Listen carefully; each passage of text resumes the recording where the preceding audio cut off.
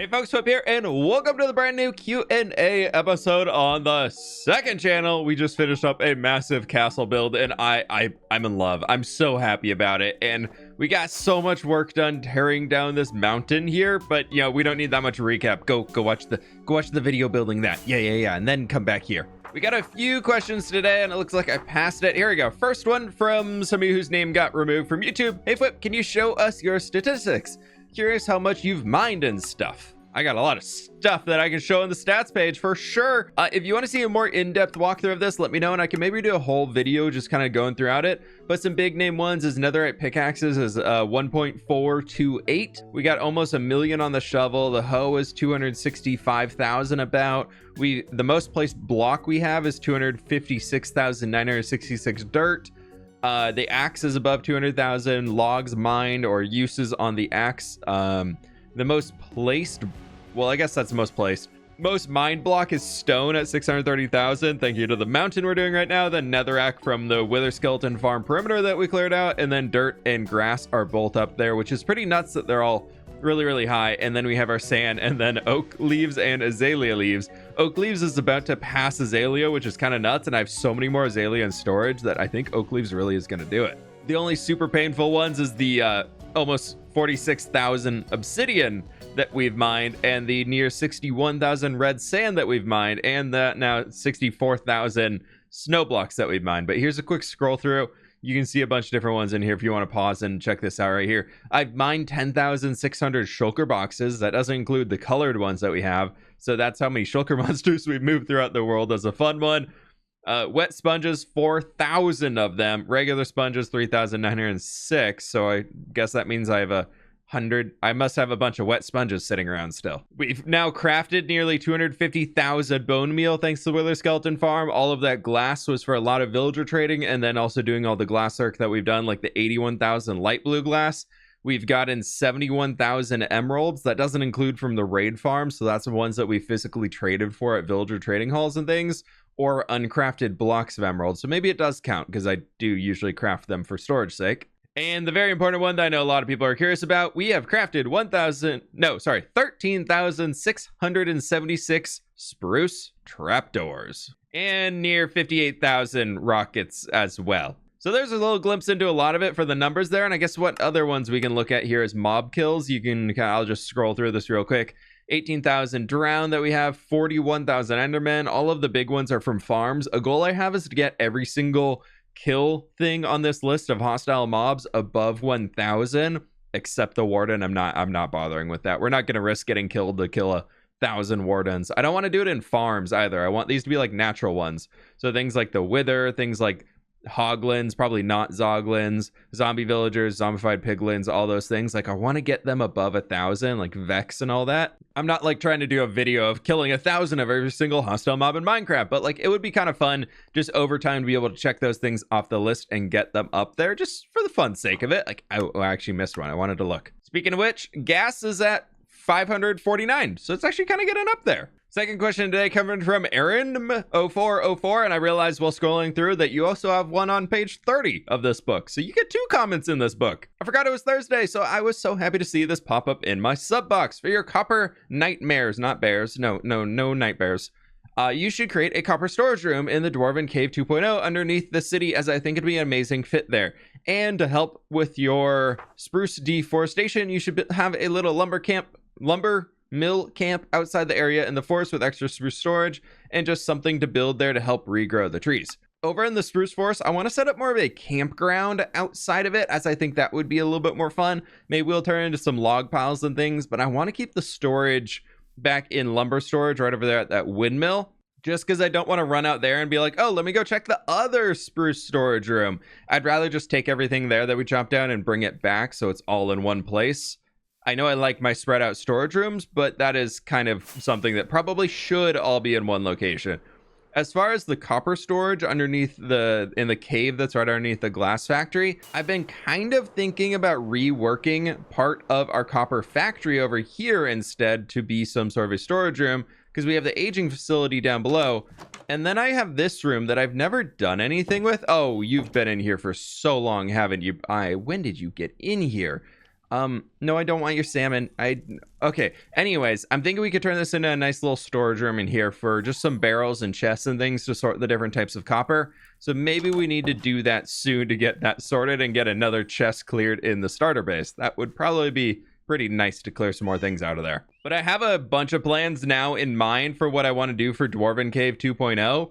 I like the idea of having it in this little cave underneath the district, but I think I want to focus on fleshing out the top of the district first some more.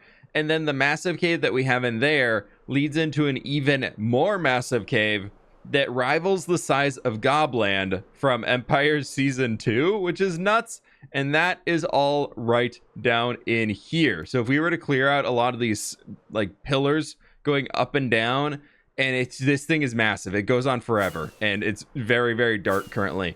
But I kind of want to transform into like a crystal cave, almost like the magical powers of the tree are seeping down into the land, or maybe that's part of why the tree is able to grow so much, is because there's just all this magical elements down underneath and giant fantasy crystals, one to help light up the cave, and two just kind of as that extra magical energy source. I thought could be kind of a fun addition down there. Nothing I'm not really even going to start on within the next year, but that's kind of a future plan that I have for down there once we eventually maybe potentially, if we want to start working on that. I should probably finish some other projects first, though. Next one coming in from Lunar Syndicate. This is looking amazing. My suggestion for that dark patch of grass in the back of the cave storage is a farrier's workshop. Kind of like a smithy, but more horse-themed, a place for the horses to have their hooves and health cared for, some anvils, smithing table, and a horse on a lead that's getting checked out. A farrier would be pretty useful in the harbor location as well to help travelers with horses who throw shoes. So that is in reference to this little spot back here that I was asking for some advice for what we can build back here. I think that's kind of a cool way. Maybe this is just like general storage, some iron ready to be used, and we can maybe set up a little smithy inside so they can make the things on premise of like a building that'll stretch back through here. And then some station back here to bring a horse in, have them just secure in position, attached to the lead like it's saying. And we can build this like an indoor-outdoor concept for the smith. And then probably put like a house or living quarters on as a little small second floor, or maybe they live in the building right next to it, but that'd be a lot of space. So yeah, maybe we do like a whole little housing workshop type thing right here. I like that idea though. So thank you so much. I didn't even start to think of anything like that. So I appreciate it. That's a really cool idea. I find that I get very locked into, it's just a grocery store, like a general store, or like a blacksmith that kind of just does general blacksmithing things, or we have like a cobbler making shoes and blah, blah, blah. So any random little medieval fantasy professions that y'all can think of, please let me know down in the comments below, because I'm always looking for fun ideas, and I just keep a list going on my side that when I'm trying to plan out what goes in a new building, I very much just go to that list and scroll until I find something interesting. And I've added so many things that I never would have thought of that I've picked out from the comments. So I appreciate y'all doing that. Next question coming in here, following up from a little discussion on the last episode. This one is from Tim Torgerson. Going off the biome part, they should make it so biomes work at the Y level. Also based on higher terrain, the higher up you go, the colder it gets. And the lower you are, the warmer, and have biomes overlap each other. So you get mixed biomes on the border of each biome. As a way to evenly switch into each biome, there could also be much more added into this, but it could really improve how biomes work in the game.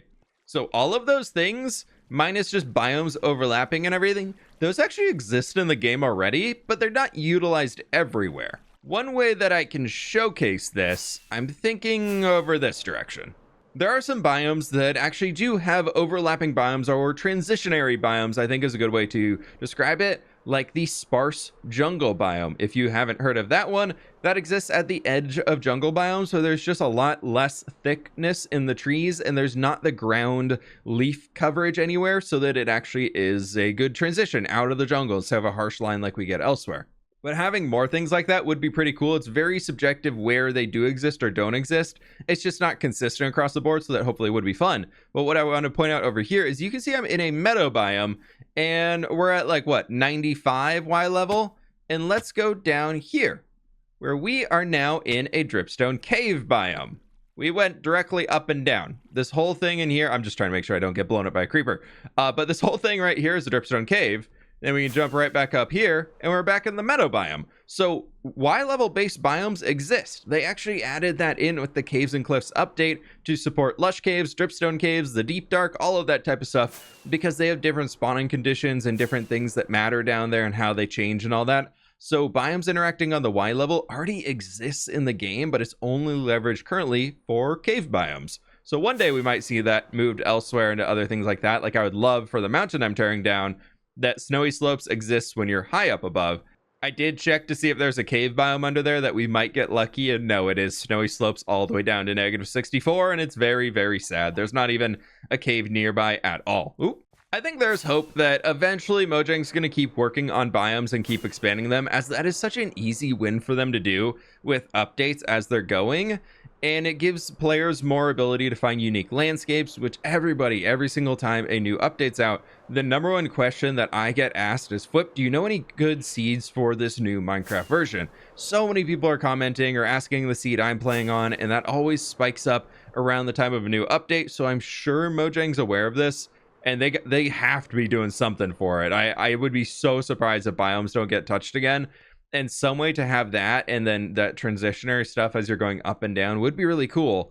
They also, in the biome generation, have a temperature gauge. So temperature there basically goes from warm to cold with a lot of stuff in between. Like look at how the oceans are. There's cold ocean, there's lukewarm ocean, there's deep ocean, and then there's warm ocean. And those you'll only ever see a warm ocean. Why are there eggs? Oh, there's chickens everywhere. How did a mushroom get up here? Buddy, whoa, you've been traveling. All right, you can, you know, you earn the right to live on top of this mountain. But anyways, the biome temperatures in this game actually do matter, and you'll only get biomes of similar temperatures right next to each other, which has a lot of benefits, but also some really annoying things. Like technically, mangrove swamps are listed as a warmer biome in Minecraft, and they're at the same temperature level as a desert and a mesa, which makes it so that anytime a mangrove swamp spawns in, it is right next to a desert and or a mesa. Well, most likely next to one. The rules sometimes, they're allowed to bend when seeds are being generated and everything like that. So you'll see that every once in a while where they just kind of have some harsh lines in the temperature sizes of things. But for the most part, you see that. And oh my gosh, I hate how the mud and the lushness of a mangrove swamp generates in right next to the dry sandy deserts with cactus and dead bushes everywhere. And then it's just like, oh my gosh, look how alive this place is with tropical fish and frogs and blah blah blah. And then yeah, that over there 10 blocks away, yeah, completely dead, ignore it. But you can kind of see that being displayed here where we have this jungle biome going into a birch forest, which is a fairly middle ground biome. So it kind of, you'll see a lot of our forests, our plains, our dark oak forests and everything separating between the warm going into a neutral, then going into the cold of the snowy spruce taiga, snowy slopes type stuff up there. So it is pretty cool that Minecraft does a lot of that stuff. It's just, we kind of wish it was leveraged a little bit more than it currently is. Next comment in here from Reggie's. The using heavy cores as decoration comment made me laugh. I always love seeing what difficult to acquire blocks work well to tell a story in my builds and baffling my adventure focused friends. Do you have a favorite weird block or item to decorate with? How do you come up with the ideas for incorporating things like the heavy core with the rest of the design so it looks natural? Well, the heavy core for one is the same width and size of a wall. It's just half as tall. So you can use it as a chimney topper, to be honest, like an exhaust pipe. So at the top of a wall that you might have and something like that is kind of where I've been envisioning using it. I haven't found one yet, so I'm not really letting myself go into creative too much and test around with them, as I don't have one in game yet, and I don't want to get super motivated for it and then be like, I don't have one, or figure out plans to use a bunch of them and then be like, yeah, no, that's never happening. I was trying to think of some random weird blocks that I use a lot, and I think it's more using like recently glass panes a lot in my trees and my builds, so you can get the little element of the wall sticking out there, and from a distance you don't really see the glass pane, so especially when it's like fading into other wooden colored things or the brown tones for the brown stained glass, for example. So that's kind of a weird one that I've been using a lot recently to be able to play with the walls a lot more than that. And I was trying to think of what else I've been doing.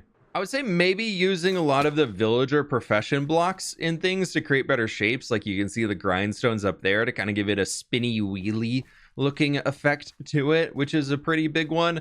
And then not too much weird stuff on here, but using jungle planks and strip jungle logs as a form of brick instead of the like being a wooden element, kind of using it just as a different brown tone for bricks.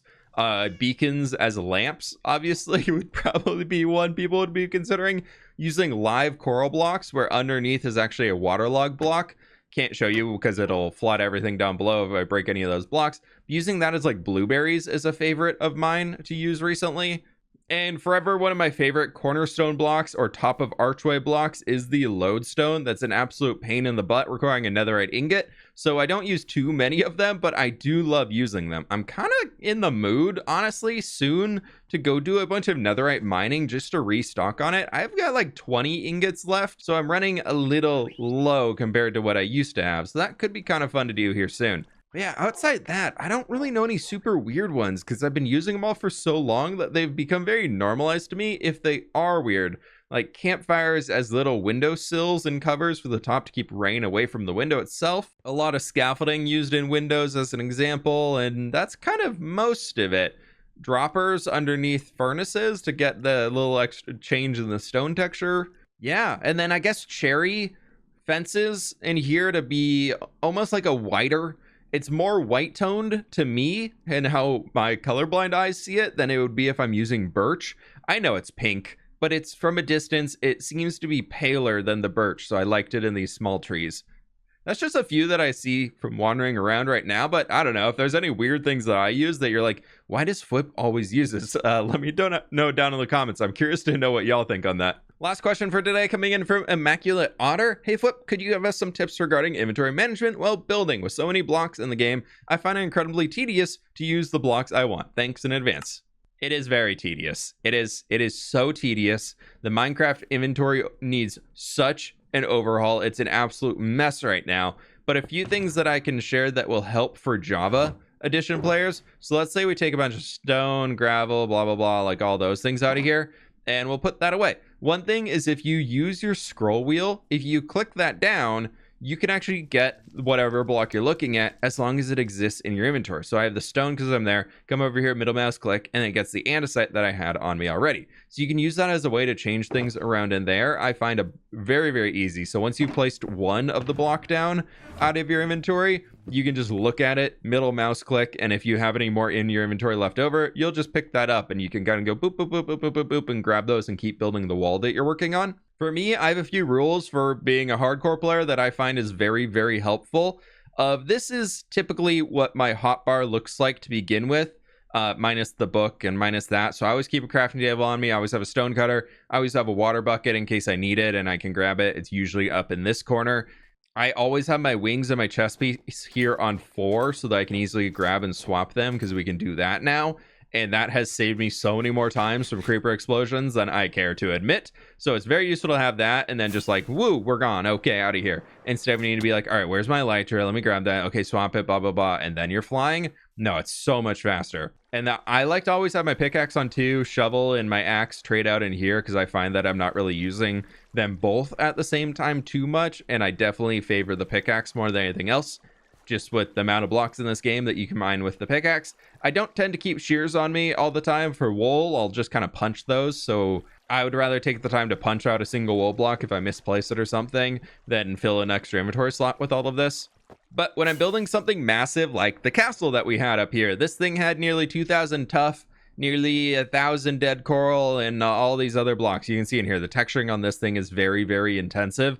I really, really wanted to play with colors in it. And I kind of knew which part of the castle I was working on, so I knew roughly the blocks I wanted to include on it. And then a big rule that I kind of followed is because there are so many different types. I at most had 2 stacks of a single type of block in the inventory just because I could have that larger variety of what I had going on.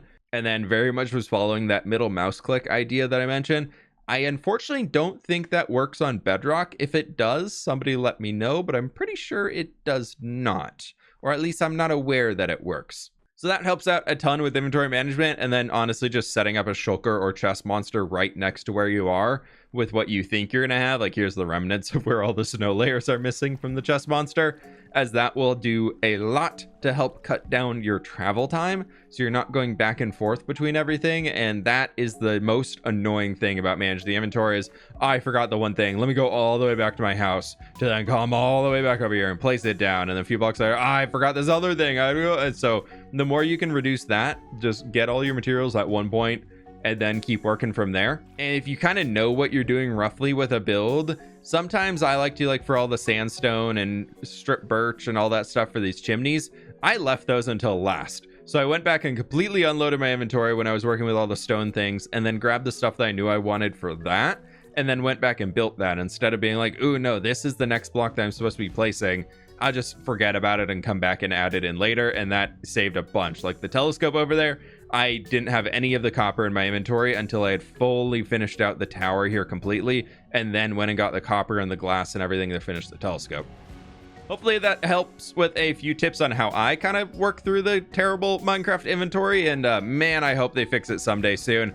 I would love the ability to say, like, hold Control or Alt or something like that, and you can move this entire hotbar down. I know there's some mods that do that, but I would just love for it to be a vanilla feature. I think that would make things so much better for so many people, so maybe they'll do it one day. But that's going to do it for today, my friends. Leave a like down below if you did enjoy. Subscribe if you're brand new to fWhiptwo. And I'm going to go fix up my wings. And my friends, I'll catch y'all on the flip side.